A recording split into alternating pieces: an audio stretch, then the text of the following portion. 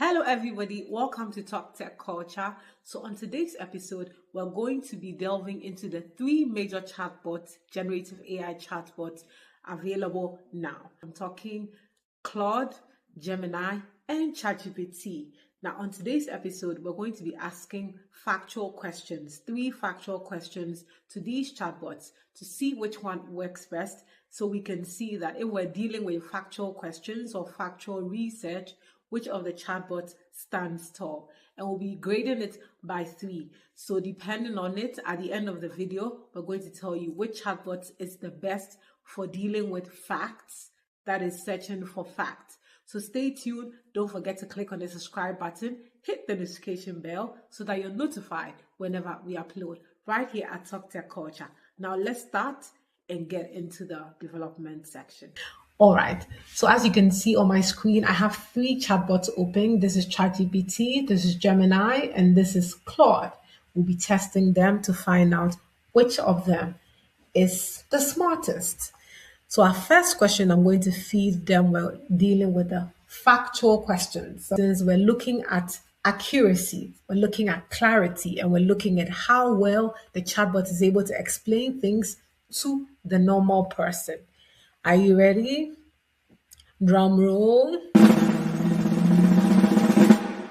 Let's go. Our first question on factual questions is, I'm going to be pasting it on the screen. It's you first. We're just going to be pasting them and then we'll send it. Okay.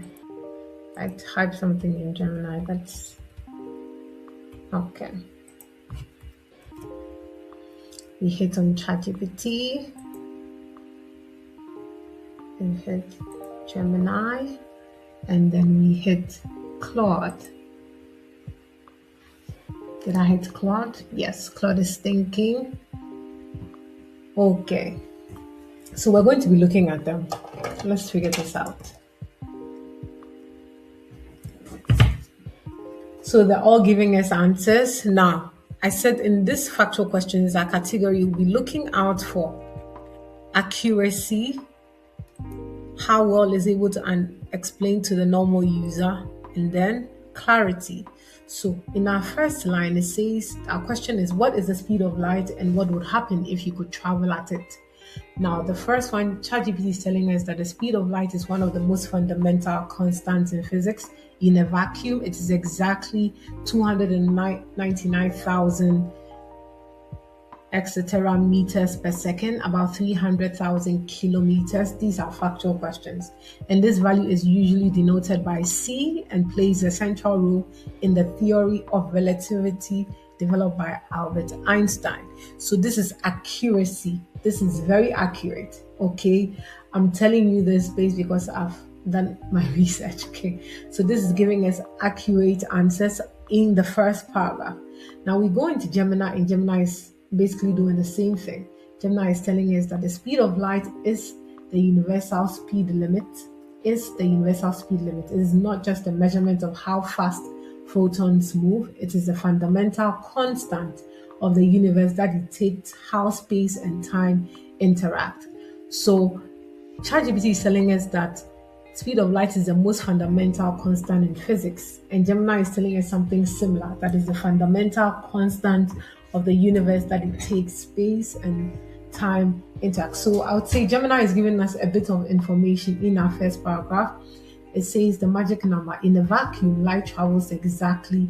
It gives us exactly this that ChatGPT is giving us to make it a bit more digestible. In kilometers, it gives us 300 kilometers. Light travels in kilometers. This is how fast the speed of light travels in kilometers, in miles. And then it says the scale, it is at this speed you could circle the earth 7.5 times in a single second. So it's giving us more information, okay? And then what did it not do here? It didn't give us the symbol that denotes light, which was given to us by ChatGPT. Is this important? We're going to find out. But for a science student, if someone is looking for symbols, I think here Gemini,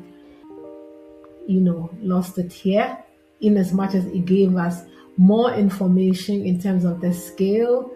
That is what something ChatGPT was lacking.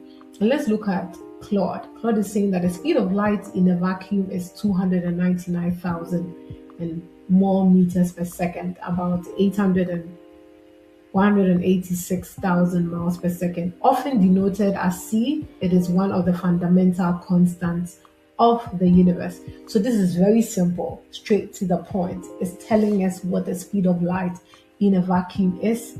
I asked what is the speed of light. It's telling us what the speed of light is. And then it's telling us in a vacuum. So it's not answering directly. It's just telling us what it believes to know. But we can see in ChatGPT and Gemini, it first explains what a speed of light is. Then it comes down to say in a vacuum, this is this and what happens. Okay, so as we can see, we're going to score them, not to worry. So what I'm seeing right now in terms of the score, we'll give ChatGPT, in terms of over 3, we'll give it 2 over 3 because it's doing the exact, it's giving us good information, it's giving us in a vacuum, blah, blah, blah.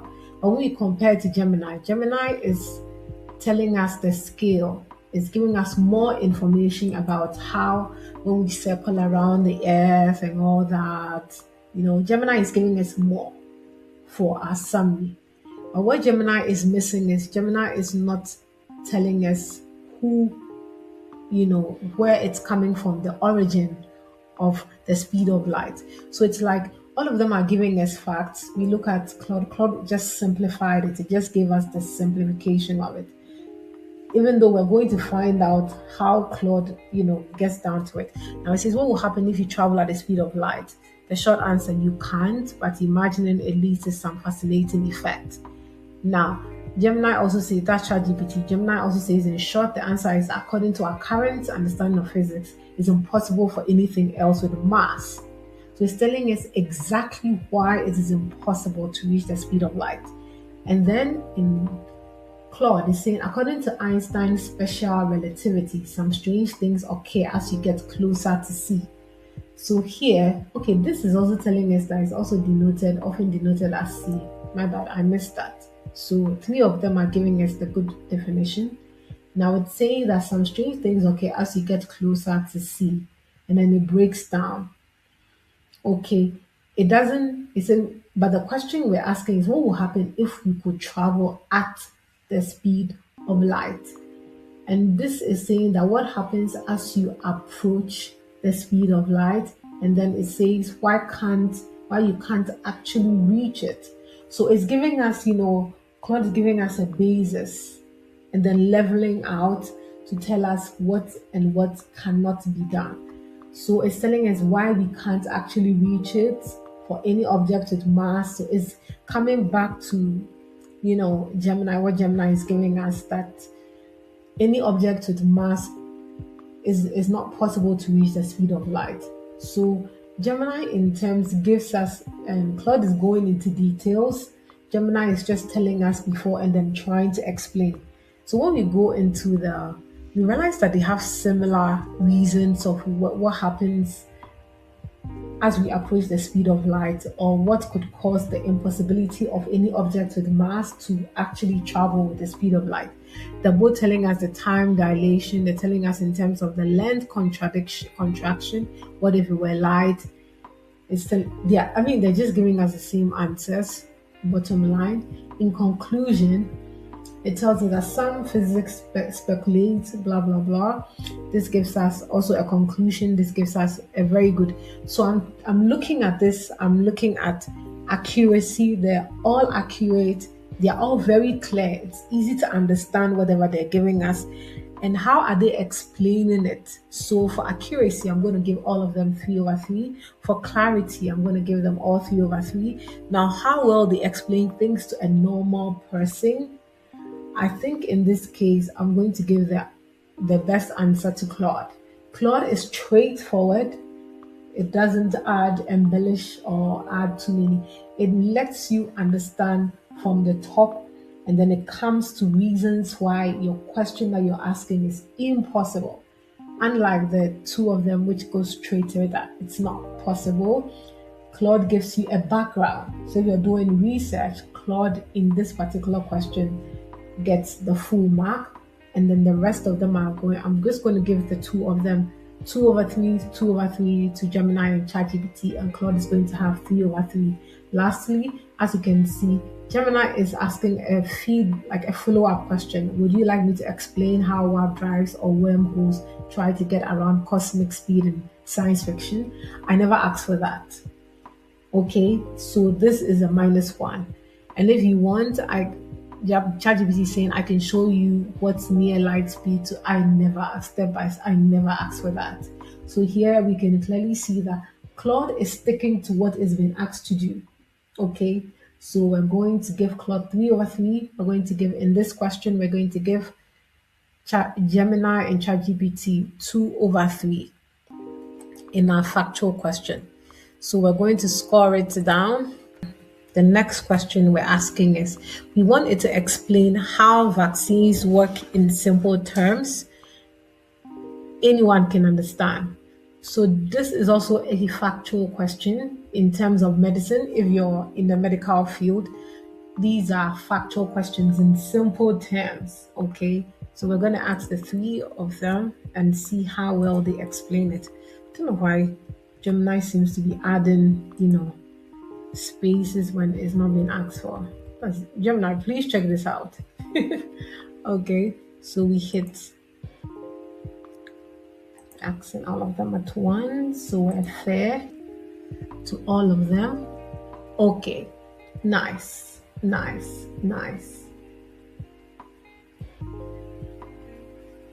Okay, so ChatGPT is telling us that we should think of our body like a castle and your immune system like it's an army. That's a very beautiful analogy. Okay, a very, very beautiful analogy, like the start. Now, Gemini is saying, think of a vaccine as a training exercise for your body's internal security team. That is the immune system. A vaccine as a training exercise for your body's internal security team. That is the immune system. Instead of waiting, we'll go into that later. Instead of waiting for a real dangerous intruder to break in, a vaccine gives your body a wanted poster, so it knows exactly which bad guy looks like in advance. This is interesting analogy, but I'm not feeling it, guys. Okay. I mean, ChatGPT was very straight to the point. Think of your body like a castle and your immune system like an army.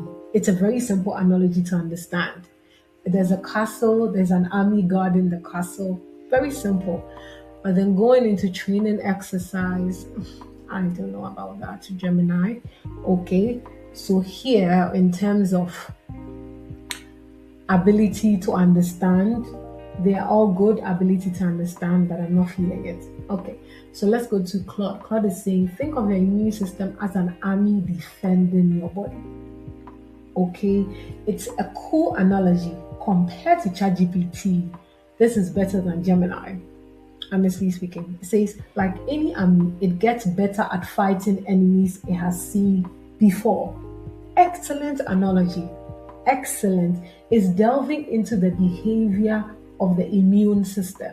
It says, like any army, it gets better at fighting enemies it has seen before. It remembers them and knows exactly how to defeat them quickly. Okay? And then it goes down to say, the problem is that the first time your immune system meets a dangerous germ like measles or flu, it takes 1 to 2 weeks to figure out how to fight. During the time, you get sick and sometimes it's serious. Okay, so let's go to ChatGPT. ChatGPT is saying the basic idea, a vaccine is like a practical drill for your immune system. It teaches your body how to fight a disease before you can actually catch it. It says a step-by-step is super simple. A fake enemy is introduced. Vaccines contain a harmless version or a piece of the germ, like a virus or a bacteria.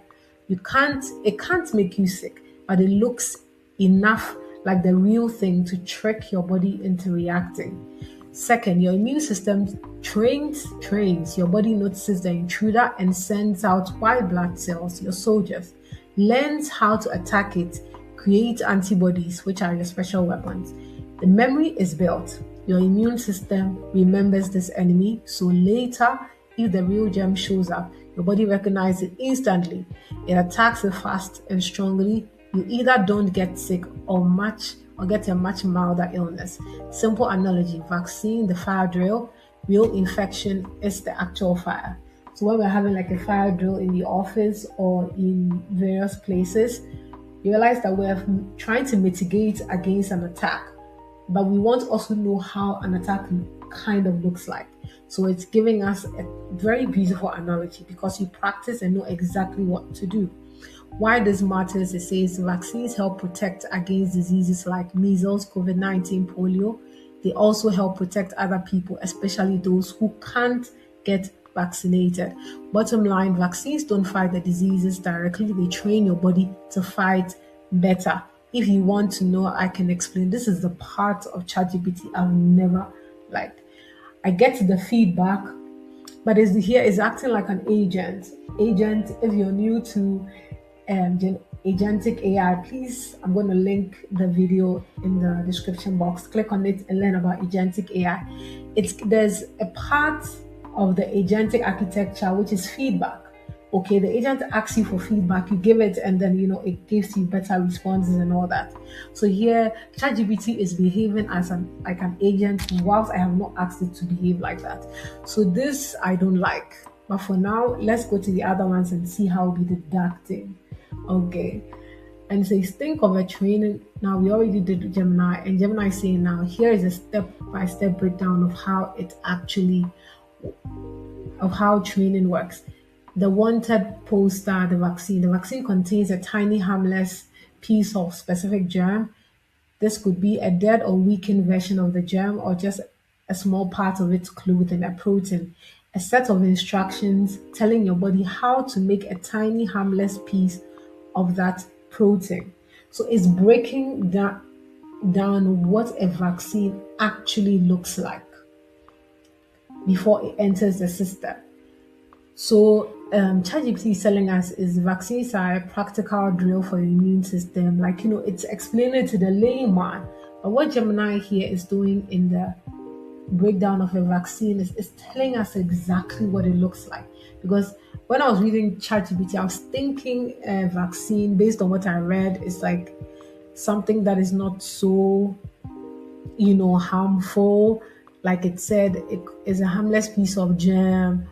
Is a harmless piece of it. It can't make you sick, but it looks like the real enough thing. But Gemini is breaking it down to tell us what it is. It says it could be a dead or weakened version of the germ.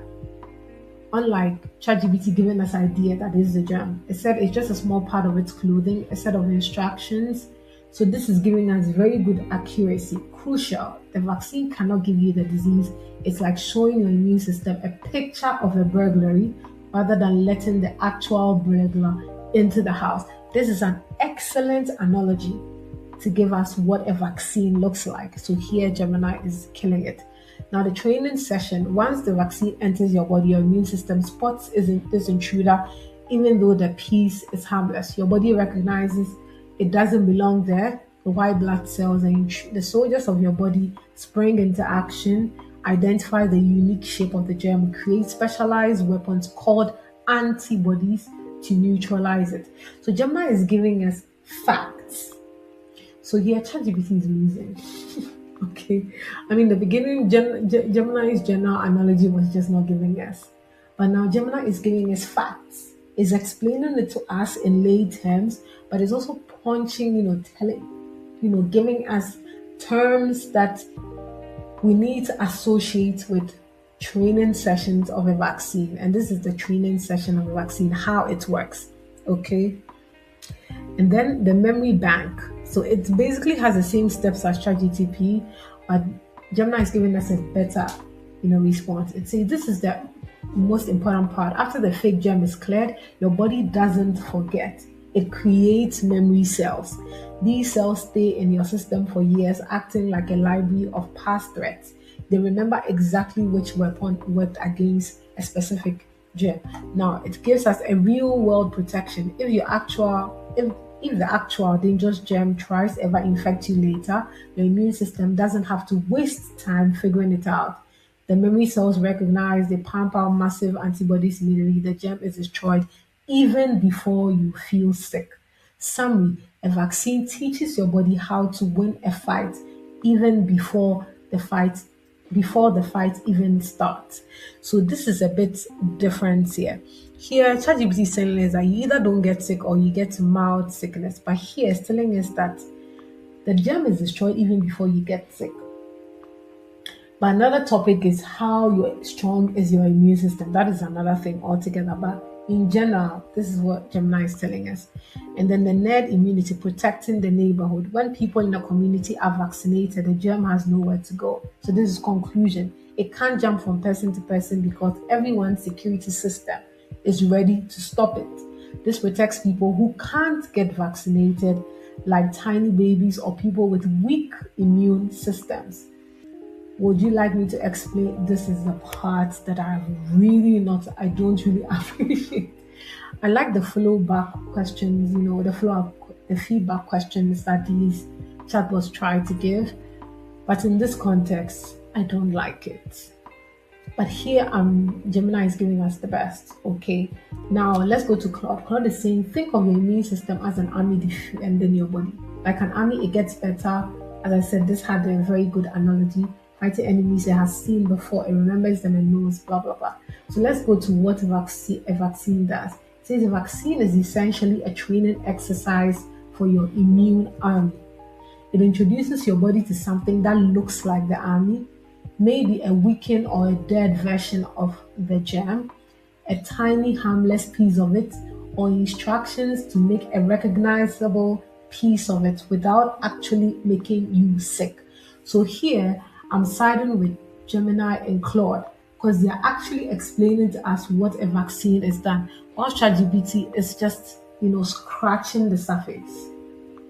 Are you seeing what I'm seeing? ChatGPT is just simply scratching the surface, and that is not what we're asking for. We asked that it should explain in terms where anyone can understand, simple terms. We didn't say give us a shallow. So here, ChatGPT, I'm sorry, you're lacking here. Says your immune system sees this fake threat, mounts a defense, and crucially writes down in its memory. It creates special cells called memory cells that remember exactly how to fight this specific germ. When the real thing shows up, if your actual germ ever invades, your immune system recognizes it immediately instead of taking 1 to 2 weeks to respond. It can destroy the threat in hours, often before you feel ill. Often. So I like this catch here. Claude is telling us that often before, so not all the time that you don't feel it. But Gemini was very abrupt about that. So here I'm thinking I'm going to pick up Claude in as much as Gemini was giving us a more detailed one. But let's get into it. Maybe Gemini is going to win at the end of this particular question. I see that it says vaccines come in few types, but they all do the same job. Live, attenuated, and weakened live germ, inactive, subunit, RNA. Okay, so now it's breaking down how a vaccine looks like the way Gemini was breaking it down for us. And it's giving us 4 different types of the way a vaccine can look like. So none of these can give you the disease. They are just enough for immune system to learn from. Herd immunity. When enough people in a community are vaccinated, this is the conclusion like the other one. It slows or stops the spread, protecting even those who can't be vaccinated, like newborn babies or people with certain illnesses. It's called the herd immunity, and it's why vaccine protects whole communities and not individuals.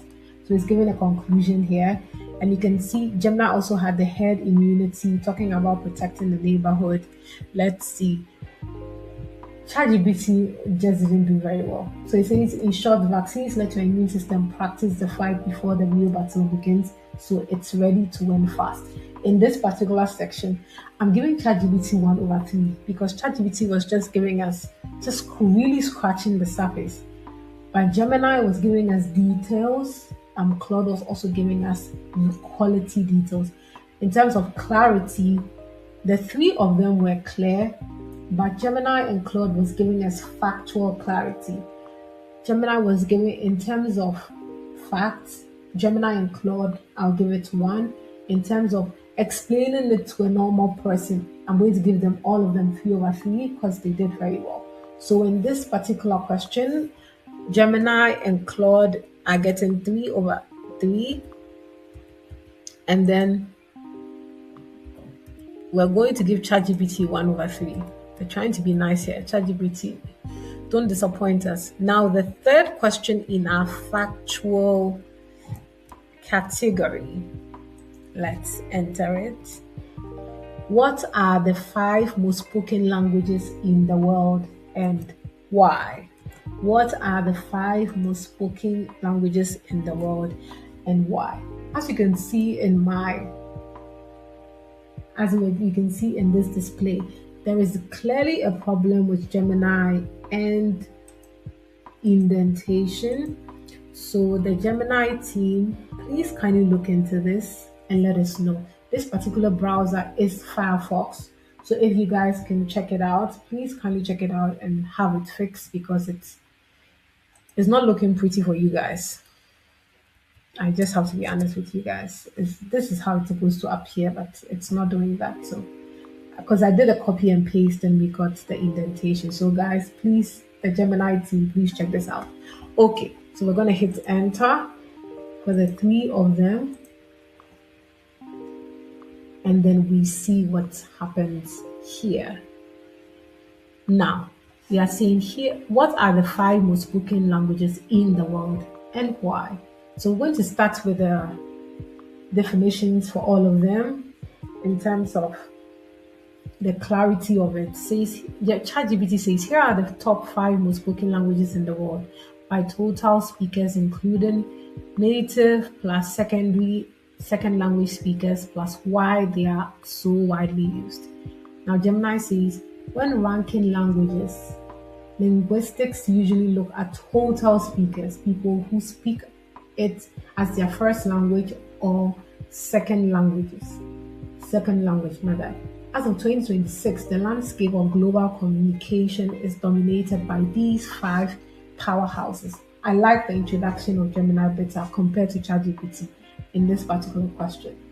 Now, what is Claude telling us? Claude is saying, here are the top 5 most spoken languages in the world, ranked by total speakers, native and second language. So in this case, I would say that Claude and ChatGPT are giving us the best, very good answers, but I would say that they are too simplified, which is good because it's giving us exactly what we asked for. But Gemini comes up top because it's giving us statistics. It's telling us that as of 2026, so we're looking at Gemini as updated information based on the date it inserted. Okay? And then it says when ranking languages, linguistics, is that how to pronounce it? Linguists, my bad guys. Linguists usually look at total speakers. So the people who are in charge of language usually look at total speakers. That is the people who speak it as their first or their second languages. So in this particular definition, the clarity of it, Gemini gets 3/3. I'll give ChatGPT and Claude 2/3. So let's get into the facts. It says the first language is English, between 1.4 to 1.5 billion speakers by ChatGPT. Why it's so widespread? Legacy of the British Empire spreading it globally, dominance of the United States in business, tech, and media, main language of international communication, aviation, science, internet. It is the global default language. Now we look at Gemini. Gemini is telling us that English is the first lingua franca, the bridge language used when two people who don't share a native tongue need to talk. Why? Its dominance is a two-part story. First, the history reach of the British Empire planted the language on every continent. Second, the rise of the United States as the economic and cultural superpower in the 20th century cemented English as the default language for internet, science, aviation, and international business. Now it says English dominates in Claude. Claude is saying English dominates globally not because it has the most native speakers, but because it became the world's lingua franca. Lingua franca generally means that a language that is shared between two people who speak different languages, mostly for trade and all that, trade diplomacy and all that. So it's like a bridging language. Okay. The history behind it called Franca is also another story to tell. Okay. So it says it's the default language for international business, science, aviation, diplomacy, and the internet. It is largely legacy of British colonialism and later American culture and economic dominance throughout the 20th century. So in this particular one, picking out English, breaking it down, and explaining it, I'm going to give it to Claude because Claude is being very honest here, guys. Okay, the first one is saying that due to the historic reach of the British Empire, but we have to be honest, is because of colonialism. Okay, so Claude is being very factual here. So we're giving factual here to Claude as 3/3. We're giving factual here to Gemini and ChatGPT 2/3. Now we go into Mandarin, which is the second most spoken language around. We can clearly see here that they all have the same list. We're looking at English number 1, Mandarin Chinese number 2, Hindi number 3, Spanish number 4, and French number 5. Here also in Gemini, English, Mandarin, Hindi, Spanish, and French. Here also in Claude, English, Mandarin, Hindi, Spanish, and French. So in terms of listing the 5 most spoken languages in the world, they all giving us the facts, the excellent facts, okay? All I would say, I'll give it clarity because when it comes to the facts, we'll go into the whys. English, obviously, Claude top the facts, but they're giving us the basic facts that we all should have in mind, and all of them are cutting across, which is very good. Okay, there's consistency in our chatbots in terms of these particular questions. So the Hindi, why it tells us Mandarin is number 2 in ChatGPT. It says why the population of China, obviously, is the official language used across the country, long continuous culture and historic influence. It has the most native speakers in the world, mainly because of population. Okay. And this is Gemini saying, while English has more total speakers, Mandarin has the most native speakers of any single language. So it's breaking it down why we're picking Mandarin. Because Mandarin is a Chinese language spoken by one country compared to English spoken by multiple countries. So it's telling us that this is because most of the native is the most native speaker. It has the most native speakers of any single language. So when we talk about single languages, Mandarin is number 1. And in this case, it makes it number 2 on the most spoken languages in the world. Why? Because China has the highest. It has a very huge population. So it's like saying it has 1.1 billion speakers. Honestly, it's going to be, because we're talking about population size, okay? And it says Mandarin's importance in trade and manufacturing has skyrocketed, leading more people outside of China to learn it for professional reasons. In my opinion, Chinese is the next language to be spoken around the world, based on these, statistics we're giving. And ChatGPT said it has the most native speakers in the world. So ChatGPT, I'm liking the way it's breaking it down, but it's too simplified. Okay, it's too simplified. So this will be good for someone who just wants points to have a presentation, just points, and then elaborate to the people they're presenting to. ChatGPT's response take here is excellent for such a scenario. Okay, and then we're looking at Claude. It says Mandarin has the most native speakers of any language, China's massive population, and its policy of standardizing Mandarin across all its regions explain its scale. Its global reach is growing rapidly across China's expanding economic influence. Also, they're giving us facts, and also in this case, I'm leaning towards Gemini here. But let's finish it all. Hindi is the number 3.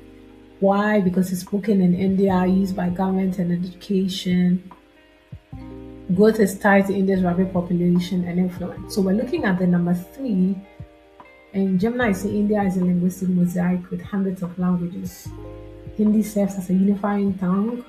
Its growth is fueled by demographics and the massive global reach of Indian entertainment, particularly Bollywood. I used to be watching Bollywood when I was very little. We had subtitles. There were subtitles that we used, but we got used to Hindi, even though we couldn't speak it. So it makes sense here. If I'm relating it to my childhood, it makes sense here, in as much as, and then it comes back to the population that speaks the language. Okay, Indians are all over the world, and plus, India has one of the highest population, one of the most populated countries in the world. So if it has this particular number of people speaking Hindi like Mandarin, it also puts them at that peak. And Bollywood is everywhere, guys. So this also helps in the reach of the language. So it makes sense. I'm liking this. India is the world's most populous country, and Hindi is the most widely spoken language. It serves as a common tongue across many of India's diverse states. Its numbers are boosted by large diaspora spread across the globe. So, guys, let me know. This is also good. It serves as a common language across. We go into Spanish. Why? It spread through colonialism by Spain. I guess here with Spanish, ChatGPT is being nice. It's being direct. It says the official language across Latin America, strong cultural influence is widely spoken across multiple continents, which is very true. And here it says Spanish is the official language of 21 countries. It's giving us specifics, making it one of the most geographically widespread languages. Why? Much like English, Spanish spread through colonial expansion across Central and South America. Today, its numbers are sustained by high birth rates in Latin America and the growing influence of Spanish-speaking populations in the United States. Spanish-speaking populations in the United States. Here it says on Claude, Spanish is the official language of 21 countries, so we can see the correlation here. Claude is giving us, Gemini is giving us 21, Claude is giving us 21. This is missing in ChatGPT, so you know what? Spanning nearly all of Latin America plus Spain, the vast geography spread is a direct result of Spanish colonialism in the 15th to the 19th centuries. It is also the fastest growing major language in the United States. So this puts Spanish at number 4. Now, we come to the last one, French. Why? It is spread across the colonial history of France, official in many African countries, used in diplomacy and international organization. It is especially strong in African and global institutions. Why? It says French often surprises people in the top 5, but its second life is happening right now in Africa. Why? While the population of France is relatively stable, French-speaking Africa is experiencing a massive population boom. Countries like the Democratic Republic of the Congo are driving French into the top tier of global languages, alongside its continued status as a prestigious language of diplomacy and culture. This particular content, countries like are driving French into the top. This is debatable. So the question I asked Gemini is, where did you find this information? Okay, where did you find this information? This is very debatable because we're not going to go into the politics of, the African continent and France and all that. But this particular statement is very debatable. So here, I think Gemini is not being completely factual. Okay, yeah, this is very, because this stems from an opinion statement rather than this is exactly what is happening. Okay, saying that DRC, as they're popularly called, is driving French into the top tier of global languages. I do not believe that. Let me know in the comment section, guys, if you believe that and why. Alongside its continent, French is basically spoken widely because France is like English, it's like the Brits, okay? English was spread throughout the world through colonialism. The same thing, the French was also spoken across multiple countries, mainly in Africa. French is also spoken in Canada. Yes, so I think it's also spoken in Switzerland. I'm not too sure. Let me know in the I believe so. I believe so. I believe French is spoken in Switzerland, but mostly because of population size. So it's talking about the so we can see across the languages that what makes it huge across board is the population size or the people speaking the language mainly. Now, ChatGPT is saying the bottom line, there isn't just one big language for everything. English, global communication, Mandarin, most native speakers. Others grew through history, population, and influence. Okay, if you want, I can break down. No, you're not asking me for that.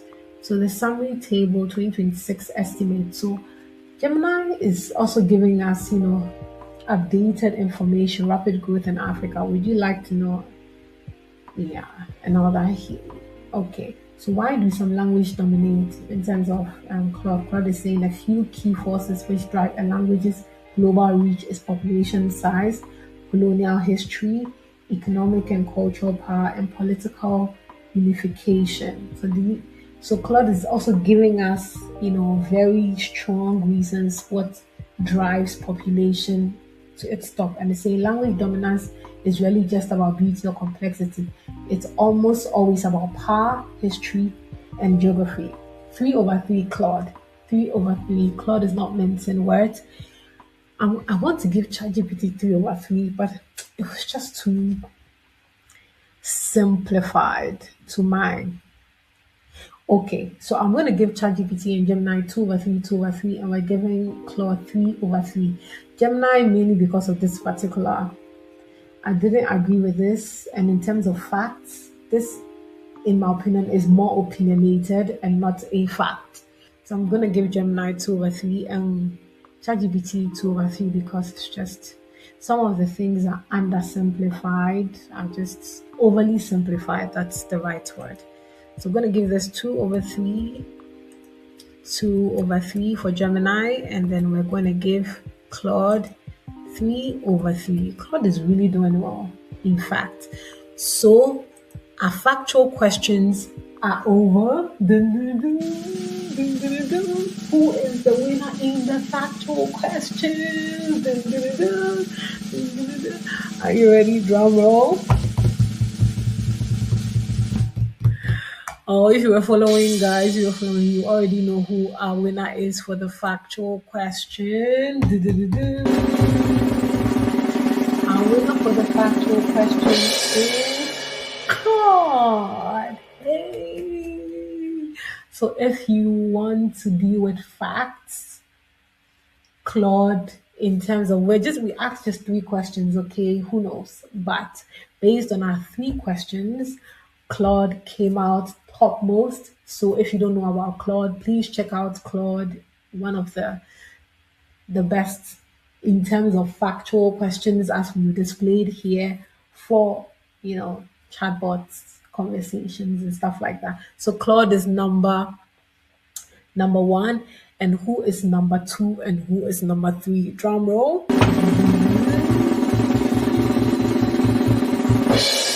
Number 2 is Gemini. In terms of factual questions, Gemini from Claude is number 2 in terms of factual questions. So if we're looking for facts, chatbots to chat with, if our focus is on these 3 chatbots, Gemini is number 2, coming on second place, and then ChatGPT comes in third place. As we can see clearly, there are no biases here. ChatGPT's response were overly simplified, trying to, let's say, it was a good response for ChatGPT, but for research purposes, in terms of this particular exercise we just did, Claude clearly comes up top, Gemini follows second, and ChatGPT, please do better. Okay, please do better. So, guys, we have our winner. Okay, so let's get into the next category. Are you ready? Are we ready? See you in the next video. Yes, see you in the next video where we're going to be dealing with the next category, okay, testing these across. We'll be talking about creative questions. You're a creator and then you're looking to, you want to know which chatbot is the best. Please don't forget, click on the subscribe button, hit the notification bell so that you're notified when we upload. The game for the creative questions, so you can know which chatbot can I play best with, which chatbot is going to help me best with. Don't be left out. Thank you guys for having me, for all the talk and explanation, the back and forth. We had a wonderful time here on Talk Tech Culture. See you in our next episode where we explore creative questions. Okay, we'll be having more of this, comparative analysis this particular week. This particular period, we'll be talking more about comparing more of Gen AI and stuff like that. But in our next episode, I already said we're dealing with creative questions. Okay, so don't forget to take care of yourself and explore generative AI. Generative AI is huge, it's booming. Use it to make your life easier. Use it to make your life more bearable. And I'll see you in the next episode. Okay, take care. Bye.